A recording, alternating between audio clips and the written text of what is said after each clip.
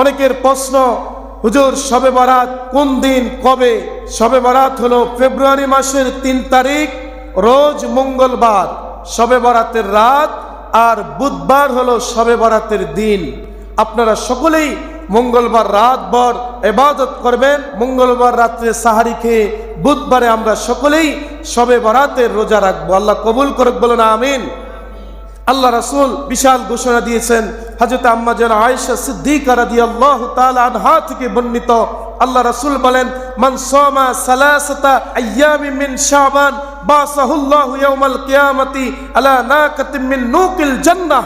আল্লাহ রাসূল বলেন, যে ব্যক্তি এই শাবান মাসে 3টা রোজা রাখবে, আল্লাহ তাআলা তাকে কিয়ামতের দিন বেহেশতি বাহনের উপর উঠিয়ে তাকে জান্নাতে প্রবেশ করাবেন। হযরত আলী রাদিয়াল্লাহু তাআলা আনহু থেকে হাদিস, সুনানে তিরমিজির, আল্লাহ রাসূল বলেছেন, ইদা কানা লাইলাতুন নিসফি মিন শাবান ফাকুমু লাইলাহা ওয়া সুমু নাহারাহা।